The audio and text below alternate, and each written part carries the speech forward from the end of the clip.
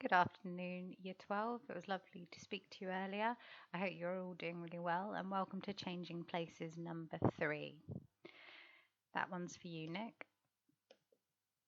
So today what we'll be looking at is the dynamics of change and how places change over time and are said to be socially constructed due to different exogenous factors. So I'll refer you to our topic tip list just for the areas that we will be covering in today's lesson. Now, when we examine places, they are truly dynamic. If you look at the two examples of NEEs, so newly emerging economies, and how vast they can change over time, just take a second to look at these two photographs and look at how the sense of place and place identity has changed over time.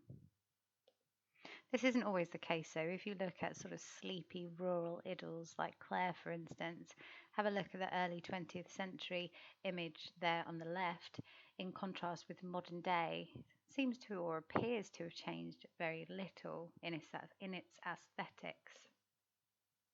Now, historically, in the English language, place was something that was quite stable and not changing. Whereas now, these places, or all places, tend to be socially constructed and are no longer static. They change with the changing times. Just going to bring a new concept to the forefront for today's lesson, this idea of landscapes of power. So I'm going to ask you to pause me here and just have a read through the concept of what a landscape of power is, and I want you to write down a few examples that you can think of. One example of landscapes of power that you might have thought of in your mind map then is the idea of national trust houses and manors. If any of you have ever visited any, there's many in our local area, just the thinking about how historically they have commanded such a huge position in our rural landscapes and how important we think of them as. Now, this will be quite important now as we refer to our textbook, and we're going to create 3 different contrasting case studies, 2 of which are both in Dorset and 1 in London, and we're going to look at how past and present connections have shaped places and how those places have changed over time due to exogenous factors. So the first case study we'll look at is Milton Abbey in Dorset. Now, this is, I quote, it's a landscape of power where time stands still. Now, the rural landscape architect Capability Brown is famous for designing, as what they call it, a groundbreaking design of Milton Abbey. So feel free to stop the video here, have a little look at Capability Brown, and also the drone footage of this vast landscape of power. Now, we'll go into a little bit more depth now of this case study. So if you can use page 81, please, to build a case study of this area, please, as a landscape of power. In contrast, we're now going to look at a different area of Dorset, of Poundbury, which is actually entirely socially constructed, dynamic and ever-changing. Now, this is an experimental new town and a concept known as urban extension, in which this was actually supported by Prince Charles, who wished to extend this area and socially construct a new community. So I'll ask you to pause there, please, and build a case study for Poundbury using both the videos and information. There is a case study sheet there as a web link and also the textbook, please. So pause the video here. Obviously, that typo for success was entirely purposeful. Okay, so for all 3 case studies, we're going to consider the forces of change that are at play. So have a little look at the list of the different forces that could potentially change a place. Now, our last case study then is Hackney in London. It's a very working class area full of social housing. Now, Westbrook Partners, a United States of American business, actually bought 93 of the homes in this particular estate with view to gentrify the area or poshify the area, which would have led to social cleansing because the people that were living there simply couldn't afford the rents once this gentrification and improvement of the area had actually occurred. So now you have looked at all three case studies, I would like you to think back to those forces of change and what has actually changed these areas, and whether these changes have been for the better or for the worse. We now turn our attention to two geographical processes that can influence placemaking and make places very dynamic. So the first one we're going to look at is counter-urbanisation. So this is the idea of people en masse moving from urban areas to smaller villages. And obviously this changes the places and the smaller villages, and it can actually lead to the elongation of villages, leading to suburbanised areas. Now, I want you to pause me here and have a think about why people are moving from rural to urban areas. So on this slide, you'll see some push factors and some pull factors for people moving out of cities to these remote rural locations. And one thing we can certainly consider is the impact of globalization on this move. No longer do people need to be in an inner city location in order to conduct business. Lots of people, and particularly at the moment during the lockdown, are realizing that due to information technology, we don't actually need to be in inner city locations in order to still do business. So we'll look for a real life case study here and have a think about when communities actually protest change that appears to be thrusted upon them. Now you'll see here Keddington. Now Keddington obviously is a small village just on the periphery of Haverhill. Now this is Hook P, which is hands off our Keddington parish, which is a community-led protest against a new built estate, on the greenfield sites in Keddington. So I want you to think about why the community are resisting this change for just a moment. So pause the video here and think about why they are doing this. Now, Keddington is, or the residents of Keddington are concerned that they will become a suburbanised village. Now, I want you to have a look at what happens as villages continue to grow. So you start with your inner core village, so the original site and settlement, and then further developments and developments along roads known as ribbon developments, then new additions, so large modern estates, and then actually some isolated settlements around the village, so as people wish to move slightly beyond the ever-growing village. So just pause the video here and make a few notes about the characteristics of a suburbanised village. What you'll find on the next slide is a comparison of the different characteristics such as housing, inhabitants, transport, etc. on the original village, and then the impacts after it becomes a suburbanised village due to counter-urbanisation. And I want you to consider for each one of them, if you pause the video here and consider for each one of them, has this change actually been positive or negative, and for whom? Now, to take that activity a little bit further, on the next slide you will find a category of impacts of counter-urbanisation. Now, I would like you please to add positive or negative symbols as to whether this impact of counter-urbanisation is good or bad, and also add your SEEP categories. So please pause here to conduct this activity. Geographers call this expansion of rural areas the rural turnaround.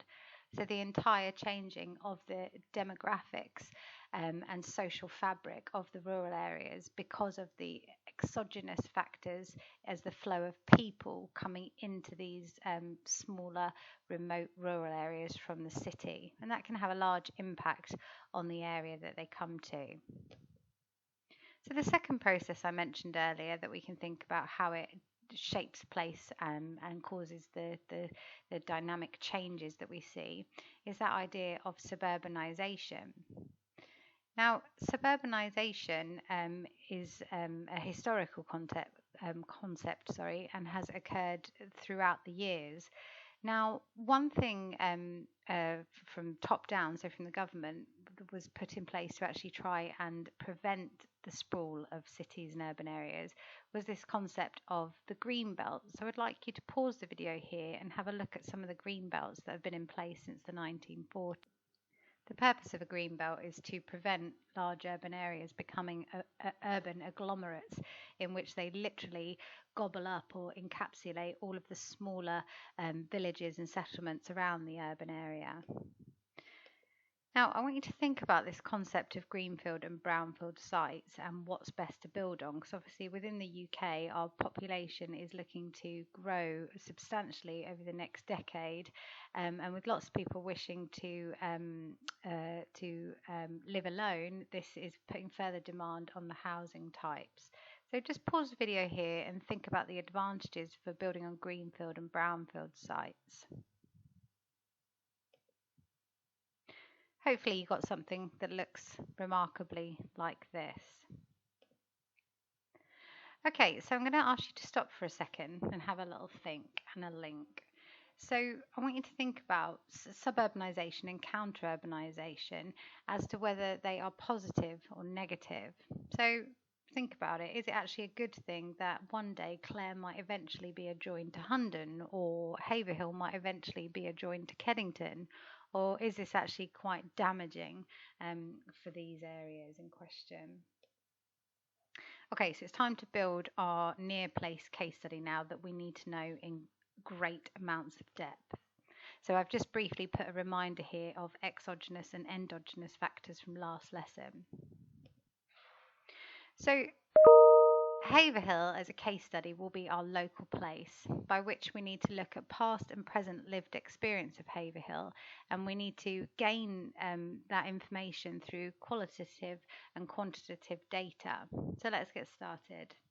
Now, Haverhill can be described as a palimpsest, so the idea that it has layers of history that are still present today, but as new layers, particularly with architecture, are placed upon them. So I want us to have a little look at how true this is to be said of Haverhill. So if you have a little look at the images here, I want you to think about why I have chosen to put these on the slide.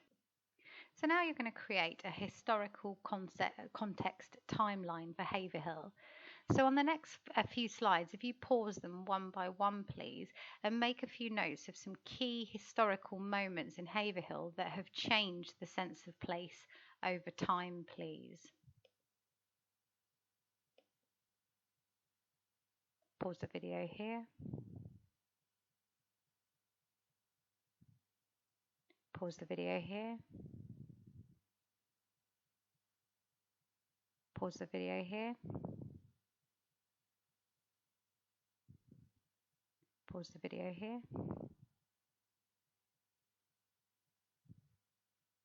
Okay, so we'll look at some photographic evidence now. So we've looked at some historical changes that have shaped Haverhill.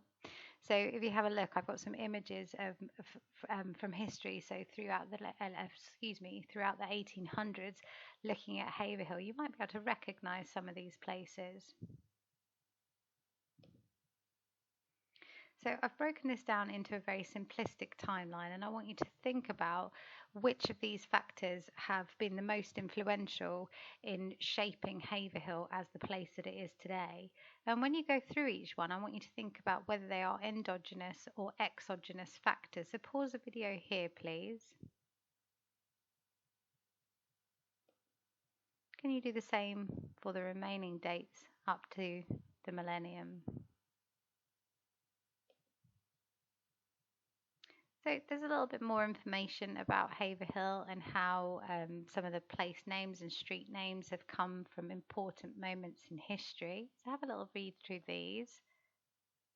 Have a little look at some of the areas that you might still recognise. This is where you had your prom.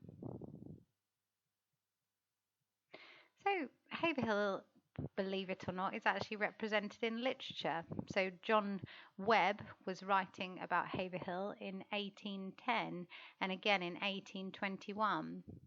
Have a little look at the way he speaks about Haverhill.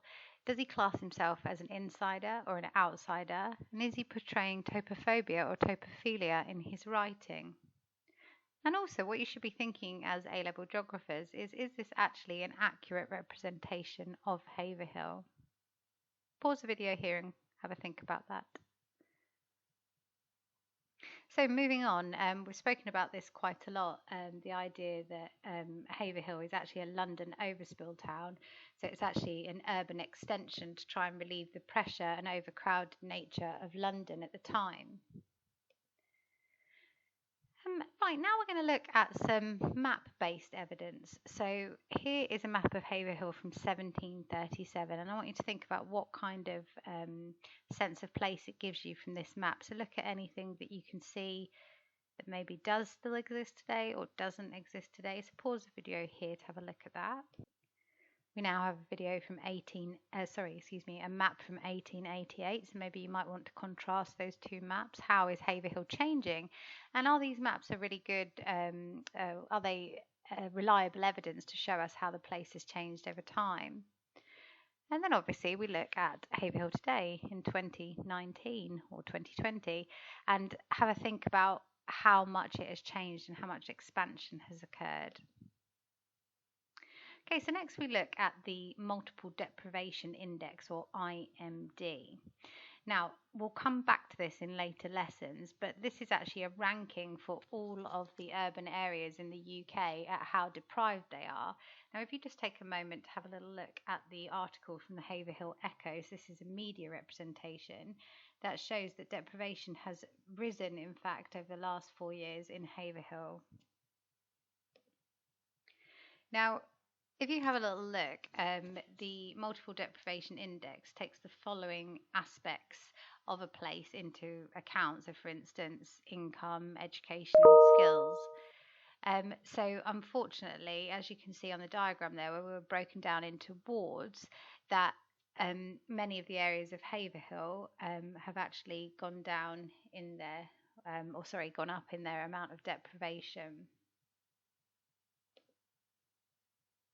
Pause the video here and have a little look at the data. Maybe if you can find on there our school, and if you live in Haverhill, you could have a look at where you live as well. So for the next few slides, you're going to need a pen and paper because we're now going to be looking at statistical data. So we've done literature, we've had a look at historically, we're now going to look at, historic data, sorry, we're now going to look at demographic data. So I'd like you to make some notes about Haverhill's demographics as we move through the slides. So you'll notice we're predominantly white, British, Christian. This is absolutely brilliant. So pause the video here. Now, as we spoke about earlier, Haverhill is a London overspill town, and we're now going to look at Haverhill represented in film. So I found some footage from a documentary that was made in 1968 called Man Alive documentary.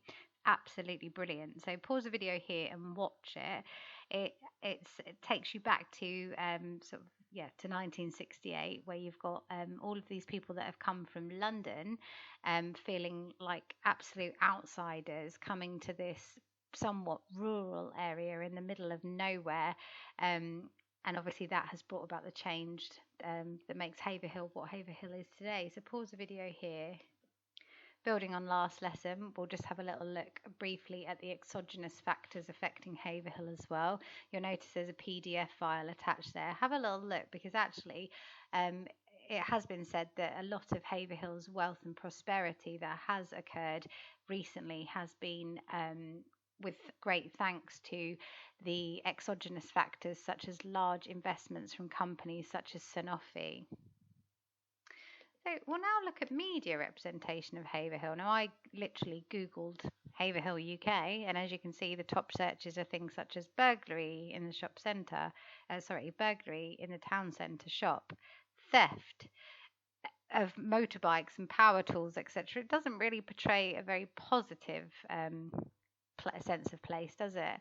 Arrests made as police crack down on drug dealing in Haverhill. I mean, if you were looking for a new place to live, maybe yourself or your partner had got a new job and you were searching to gain a sense of place, this certainly isn't a very attractive representation.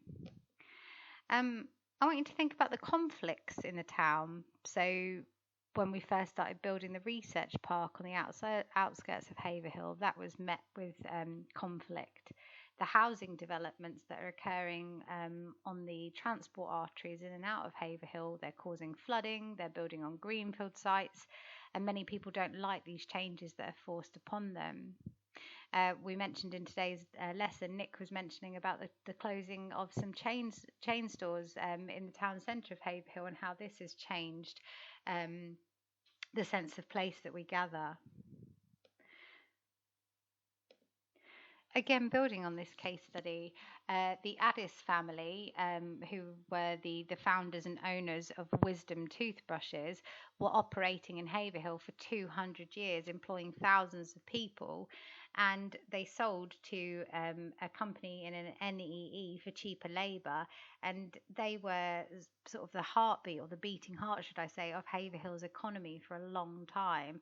And that left a huge wound in Haverhill's economy and lots of unemployed, very low skilled workforce who had worked there for many years. So think about how that might have changed the sense of place.